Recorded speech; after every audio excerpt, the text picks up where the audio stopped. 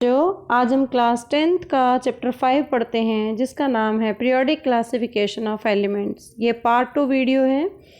Part 1 में हमने 3 scientist की अलग अलग कॉन्ट्रीब्यूशंस के बारे में पढ़ा, डोबरनाइडर, न्यूलैंड और मेंडलीव। तीनों साइंटिस्ट ने अपने तत्वों को उनके परमाणु भार के बढ़ते क्रम में रखा गया, जिसकी वजह से बहुत सारी एनोमलीज आई, बहुत सारी कमियां रही। लास्ट में आप जो इस चैप्टर में पढ़ेंगे वो है आधुनिक आवर्त सारणी, जिसमें आज तक या हम 2016 तक की बात करें तो 118 एलिमेंट्स को व्यवस्थित किया गया है। उन तीनों साइंटिस्ट के कंट्रीब्यूशन में और हेनरी मोज़ले, जिन्होंने आधुनिक आवर्त सारणी को अरेंज किया था, अपना डिस्कवरी थी उनकी, तो उनमें तीनों में और ये आवर्त सारणी में डिफरेंस क्या है कि तीनों साइंटिस्ट ने सभी तत्वों को बढ़ते हुए परमाणु भार के आधार पर व्यवस्थित किया, लेकिन हेनरी मोज़ले ने अपने श्रेणी के अंदर उनके परमाणु द्रव्यमान की तुलना परमाणु संख्या को ही ज़्यादा महत्व दिया। जैसे क्लास में रोल नंबर होते हैं 1 2 3 अप टू 50 बच्चे हैं तो 1 से 50 तक, इसी तरीके से हेनरी मोज़ले ने अपने तत्वों को रोल नंबर वाइज व्यवस्थित किया और वो रोल नंबर उनकी परमाणु संख्या थी। परमाणु संख्या का मतलब है इलेक्ट्रॉनों और प्रोटॉनों की संख्या जो बराबर होते हैं, और परमाणु भार होता है जो न्यूक्लियस के अंदर न्यूट्रॉन और प्रोटॉन्स प्रेजेंट होते हैं। तो आइए पढ़ते हैं आज डिटेल में आधुनिक आवर्त सारणी के बारे में। मॉडर्न पीरियोडिक टेबल यानी आधुनिक आवर्त सारणी 1913 में हेनरी मोज़ले ने, पिछली बार बोर्ड में क्वेश्चन आया था कि आधुनिक आवर्त सारणी किसने डिस्कवर की और कब की, तो हेनरी मोज़ले साइंटिस्ट ने 1913 में इसको डिस्कवर किया। और उसका सिद्धांत क्या था कि तत्वों के जो गुणधर्म हैं उनकी परमाणु संख्या का आवर्त फलन होते हैं, यानी उन्होंने सभी तत्वों को उनके बढ़ते हुए परमाणु संख्या के आधार पर व्यवस्थित किया, ना कि उनके परमाणु द्रव्यमान के आधार पर। और उन्होंने स्टेटमेंट है जो properties of elements are the periodic function of their atomic number, यानी तत्वों के जो गुणधर्म हैं उनकी परमाणु संख्या का आवर्त फलन होते हैं। अब उन्होंने कैसे एलिमेंट्स को किस किस तरह तत्वों को अपनी मॉडर्न पीरियोडिक टेबल में जगह दी, उसके बारे में हम बात करते हैं। सबसे पहले जो आधुनिक आवर्त सारणी या मॉडर्न पीरियोडिक टेबल है उसमें 18 वर्टिकल कॉलम्स हैं। उसको हम वर्टिकल कॉलम्स को ऊर्ध्व समूह कहेंगे, जिसको ग्रुप्स का नाम दिया गया, और 7 हॉरिजॉन्टल रोज हैं जिनको पीरियड्स कहते हैं या आवर्त कहते हैं।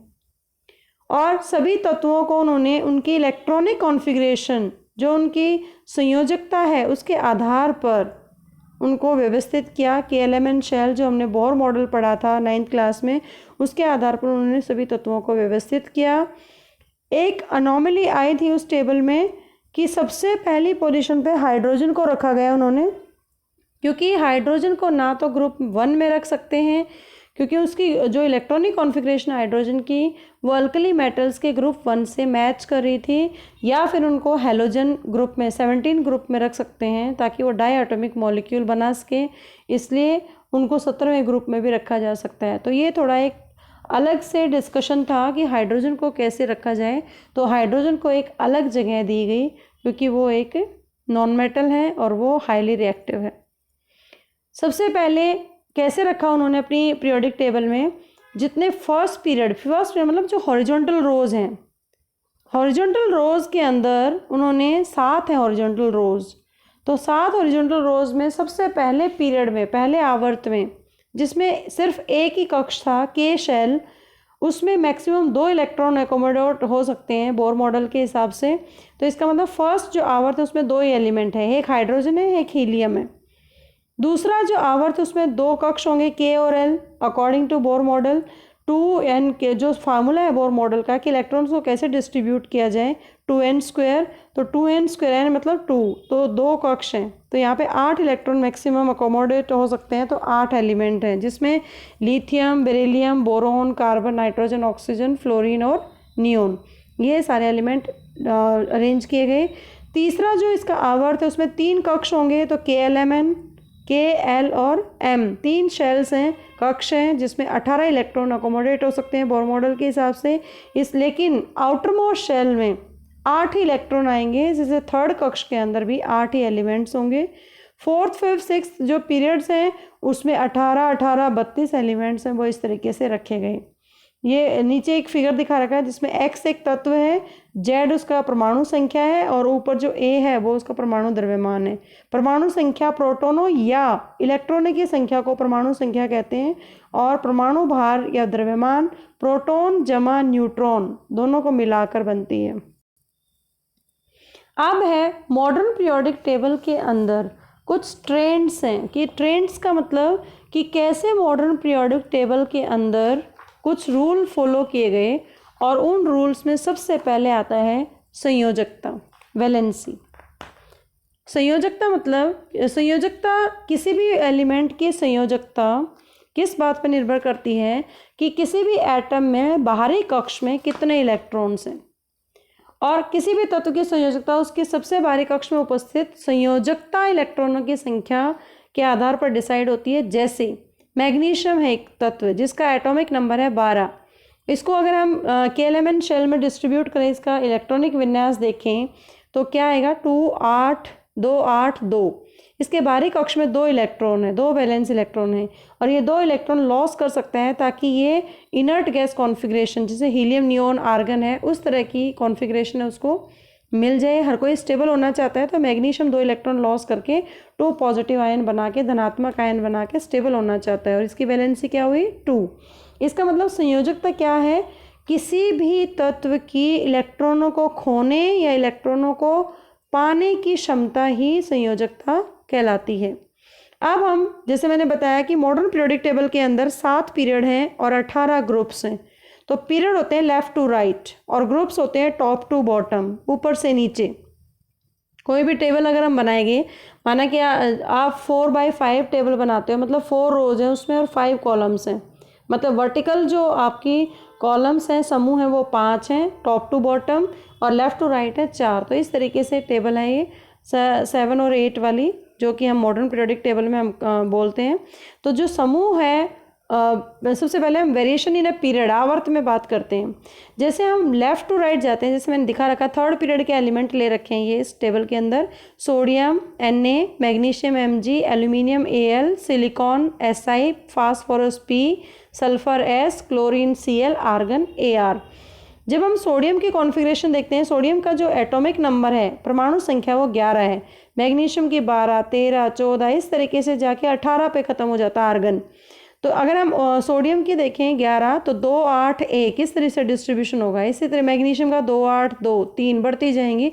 और सिलिकॉन एक ऐसा उपधातु है ये, क्योंकि ना इलेक्ट्रॉन ले सकता है ना ही दे सकता है। सिलिकॉन से पहले वाले जितने भी तत्व हैं सोडियम मैग्नीशियम एल्यूमिनियम, ये इलेक्ट्रॉन लॉस कर सकते हैं और धनात्मक आयन बनाते हैं, लेकिन सिलिकॉन के बाद वाले एलिमेंट्स इलेक्ट्रॉन गेन करेंगे और उसके बाद गेन करने के बाद ये नेगेटिव आयंस बनाएंगे।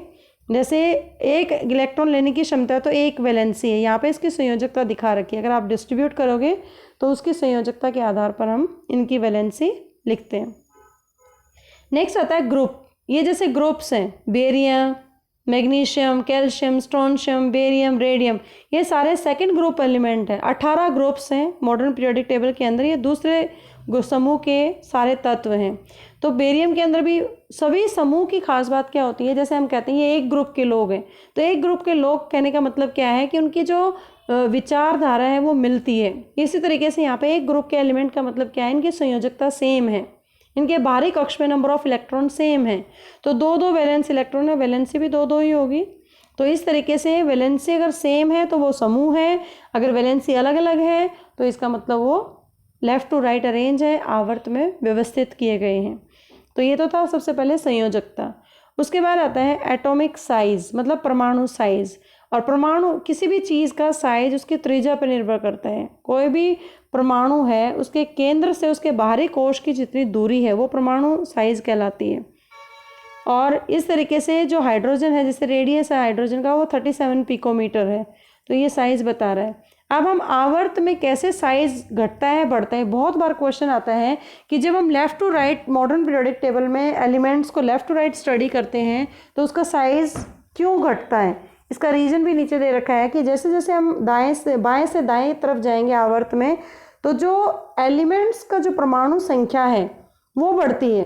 इसका मतलब number of proton electron atom के अंदर बढ़ रहे हैं, और जैसे जैसे प्रोटॉन इलेक्ट्रॉन बढ़ेंगे तो न्यूक्लियर चार्ज बढ़ेगा, न्यूक्लियर चार्ज बढ़ेगा तो जो न्यूक्लियर चार्ज अंदर है, न्यूक्लियस के अंदर प्रोटॉन और न्यूट्रॉन्स हैं, वो बाहरी कक्ष के इलेक्ट्रॉनों को अपनी तरफ खींचेंगे।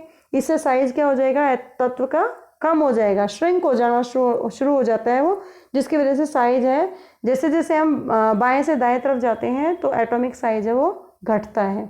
लेकिन ग्रुप्स में क्या होता है, समूह में क्या होता है, टॉप टू बॉटम, कि जैसे हम टॉप टू बॉटम जाते हैं, क्योंकि नंबर ऑफ वैलेंस उसमें जो कक्ष हैं KLM एंड शेल वो बढ़ते चले जाते हैं, तो त्रिज्या बढ़ेगी, त्रिज्या बढ़ेगी तो साइज बढ़ेगा। तो टॉप टू बॉटम में एटम का साइज क्यों बढ़ता है, इसको हम रीजन देख लेते हैं। इसका कारण क्या है, क्योंकि हर एक एलिमेंट का, अगर टॉप पे कोई एलिमेंट है उसके बाद उसके नीचे फिर नीचे है, तो हर एक एलिमेंट में एक नया कक्ष ऐड होता चलाता है जैसे जैसे हम ऊपर से नीचे की तरफ जाते हैं। तो इसका मतलब डिस्टेंस इलेक्ट्रॉन और न्यूक्लियस के बीच में बढ़ती जाती है, इसलिए इसका एटॉमिक साइज भी क्या हो रहा है, बढ़ रहा है in spite of nuclear charge. Nuclear charge तो बढ़ ही रहा है साथ में, लेकिन साइज भी बढ़ रहा है।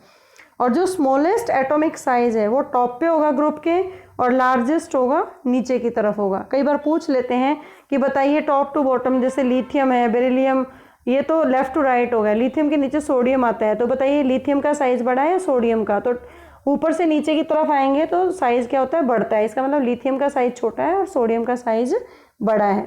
इस तरीके से हम आइडेंटिफाई कर सकते हैं। नेक्स्ट आता है इसके धात्विक गुण। धात्विक गुण धर्म क्या हैं, जैसे ही हम पीरियड में वेरिएशन करते हैं लेफ्ट टू राइट, जैसे मैंने अभी पीछे भी बताया था संयोजकता के आधार पर, सिलिकॉन से पहले इलेक्ट्रॉन खोने की क्षमता है, सिलिकॉन के बाद इलेक्ट्रॉन लेने की क्षमता है। और जब कोई तत्व इलेक्ट्रॉन खोता है तो वो धात्विक गुणधर्म शो करता है, मेटेलिक करैक्टर है वो शो करता है। इसका मतलब बाएं से दाएं तरफ जाते हैं, लेफ्ट टू राइट जाते हैं किसी भी आवर्त में, तो उसका धात्विक गुण घटता जाता है। इसका मतलब लेफ्ट में जितनी धातुएं हैं वे सारी धातु हैं, और जैसे राइट की तरफ जाएंगे वो अधातु होती जाएंगी, क्योंकि इन इलेक्ट्रॉनों की लेने की क्षमता बढ़ती जाती है। ऐसा कारण क्या है, क्योंकि जो इफेक्टिव न्यूक्लियर चार्ज है हर एक वैलेंस शेल पे, उसमें इलेक्ट्रॉनों पर जो न्यूक्लियर चार्ज एक्ट करता है वो पीरियड में बढ़ता है, और उनकी इलेक्ट्रॉन लॉस करने की टेंडेंसी कम होती चली जाती है, इसलिए उनका जो धात्विक गुण है वो धीरे धीरे कम होता जाता है लेफ्ट टू राइट।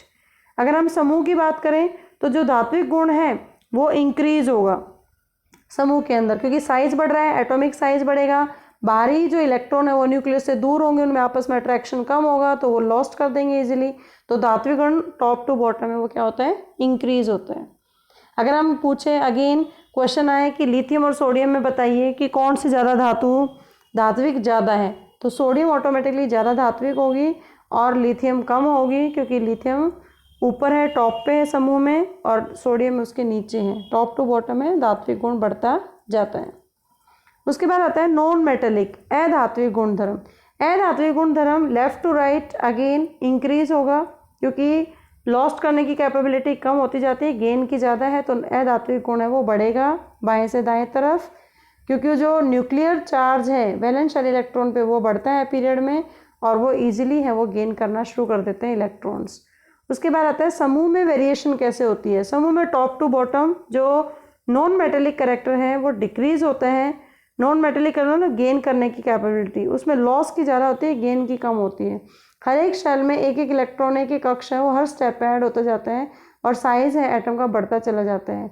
जैसे जैसे साइज बढ़ेगा एटम का, न्यूक्लियस इनसाइड चला जाएगा एटम के बहुत ज़्यादा, और इलेक्ट्रॉन्स और न्यूक्लियस के बीच में अट्रैक्शन कम होगा, जिसकी वजह से एटम्स वो अच्छे से इलेक्ट्रॉन्स को गेन नहीं कर पाएंगे और नेगेटिव आयंस नहीं बना पाएंगे, इसलिए इनका इलेक्ट्रोनेगेटिव कैरेक्टर या अधात्विक गुण है वो डिक्रीज होता है समूह के अंदर टॉप टू बॉटम। नेक्स्ट आता है ऑक्साइड्स की नेचर कैसे होगी। ऑक्साइड जितने भी धातु हैं उनके ऑक्साइड्स होते हैं वो बेसिक नेचर के होते हैं, और अधातु के ऑक्साइड हमेशा एसिडिक नेचर के होते हैं। तो किसी भी समूह में जब लेफ्ट टू राइट जाते हैं हम तो मेटेलिक कैरेक्टर डिक्रीज होता है, ये हमने अभी पीछे पढ़ा। इसका मतलब जो बेसिक नेचर है ऑक्साइड्स की वो भी कम होगी, क्योंकि metal oxides are always basic in nature. जितने भी धातु ऑक्साइड हैं उनकी प्रवृत्ति क्षारीय होती है। जैसे मैग्नीशियम रिबन को जलाया ऑक्सीजन की प्रेजेंस में तो मैग्नीशियम ऑक्साइड बना, तो वह एक धातु थी लेकिन ऑक्सीजन के साथ रिएक्ट करके उसने धातु ऑक्साइड बनाया जो कि एक क्षारीय है। क्षारक की तरह काम करती है। तो लेफ़्ट टू राइट अधात्विक कैरेक्टर एलिमेंट्स का इंक्रीज होता है, धात्विक बढ़ता है, तो धात्विक बढ़ेगा तो जो ऑक्साइड्स मेटल ऑक्साइड्स हैं उनकी बेसिक नेचर कम होगी, लेकिन लेफ़्ट टू राइट अधात्विक कैरेक्टर बढ़ता है तो उसकी जो एसिडिक नेचर है वो भी इंक्रीज होगी। समूह के अंदर भी वही सेम कि समूह के अंदर क्या होता है, टॉप टू बॉटम जो मेटेलिक कैरेक्टर है वो इंक्रीज होता है तो बेसिक नेचर ऑफ ऑक्साइड्स भी बढ़ेगी। अगर नॉन मेटेलिक कैरेक्टर डिक्रीज हो रहा है तो उसकी जो एसिडिक नेचर ऑक्साइड्स की वो घटती चली जाएगी टॉप टू बॉटम। ये बहुत अच्छे से 20 एलिमेंट है जो आपको याद करने हैं 10th क्लास के अंदर। पहला है hydrogen, helium, lithium, beryllium, boron, carbon, nitrogen, oxygen, fluorine, neon. ये जैसे रोल नंबर की तरह लिखे हुए 10, 11 फिर सोडियम, 12 मैग्नीशियम, 13 ये परमाणु संख्या है इनकी। नीचे जो लिखे हुए हैं वो परमाणु भार हैं। यही एक डिफरेंस है मॉडर्न पीरियोडिक टेबल में जो हेनरी मोसले ने किया कि बाकी तीनों साइंटिस्ट ने उनको एलिमेंट्स को उनके बढ़ते हुए परमाणु भार के आधार पर, द्रव्यमान के आधार पर रखा, लेकिन इन्होंने उनके परमाणु संख्या के आधार पर रखा।